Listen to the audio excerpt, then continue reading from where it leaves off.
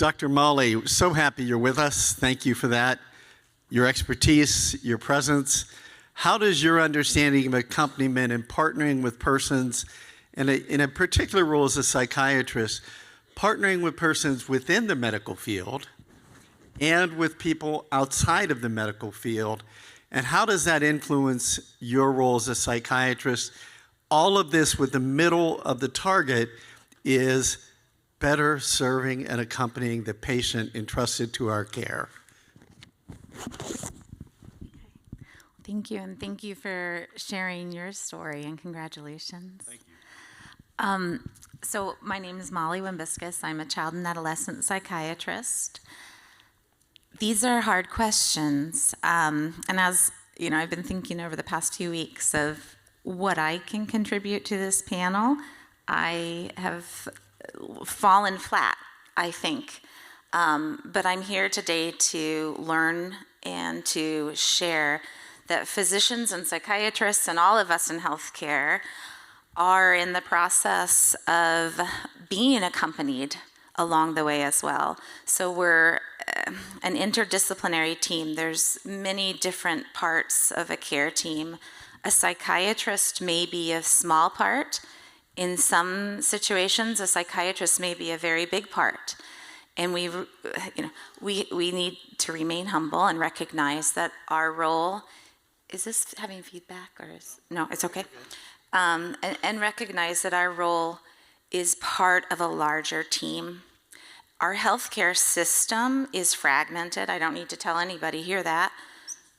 Mental health care is even more complicated and fragmented.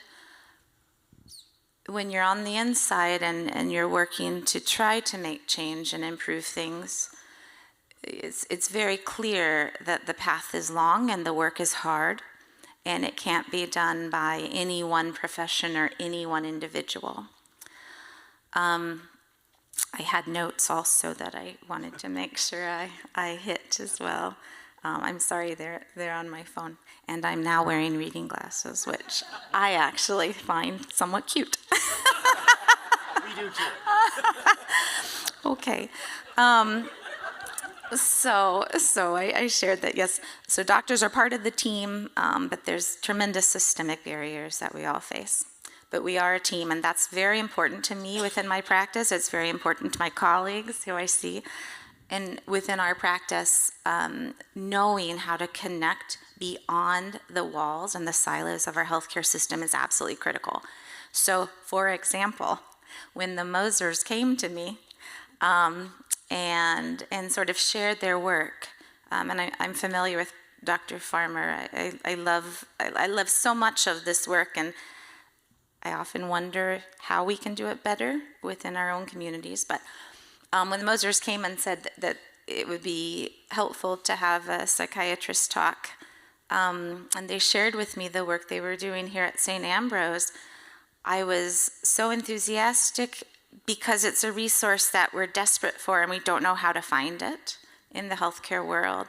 Now, within our interdisciplinary teams, and we recognize that a kid in a family may be struggling and needs something else, often I can reach out to a social worker or an occupational therapist or a school and say, how do we do this better?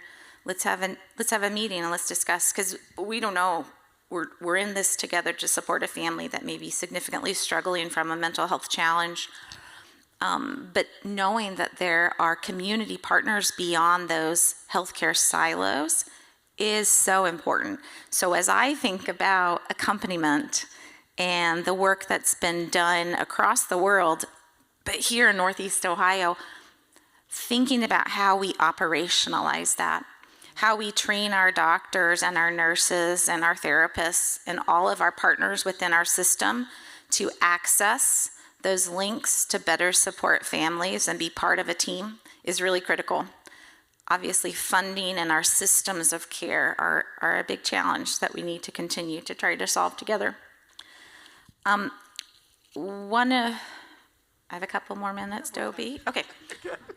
So I wanted to share a quote with you that I've loved since I was very, very young.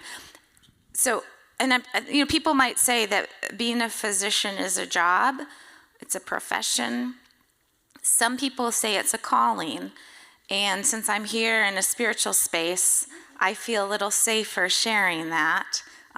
Sometimes that's hard to do in more of a scientific space, I'm sure you're aware. But what is a calling? It's sometimes you feel called by God or called by something to be part of something else, is how I interpret that.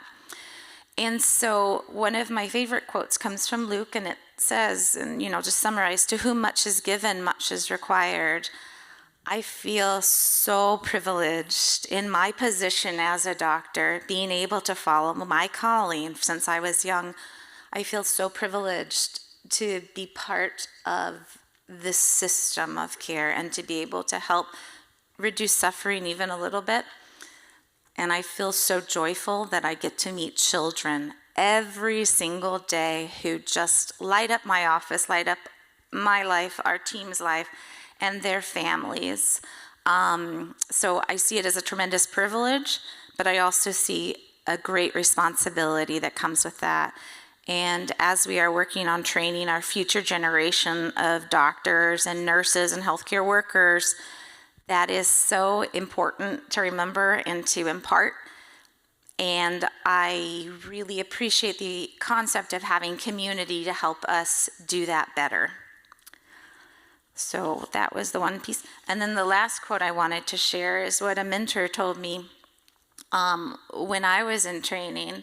And it was very poignant because what he said was, so he was an international medical graduate from Nigeria, and he was explaining how in his home community, if you were a doctor and your community did not know you were a doctor, which can go, I think, to many professions that people feel are callings, then you're not doing your job, you're not living your life with your calling. And I think that resonates. I don't think everybody has to always identify with their profession.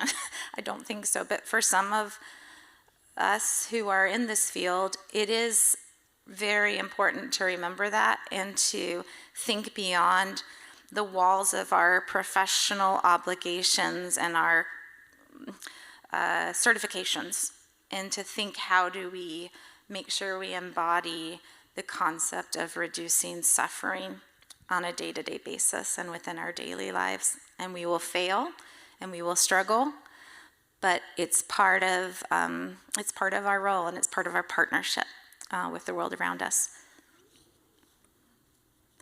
And that's all I wanted to say. Thank you so much. Thank you, Dr. Molly.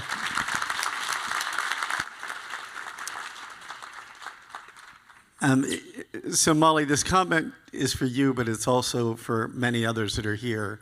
One of the things we have learned to do is every opportunity when we have the privilege of working with a psychiatrist, a social worker, a counselor, peer support person, is to take a moment to thank them, because you could surely be doing other things, and yet you're in a field that is willing to enter into human suffering with compassion.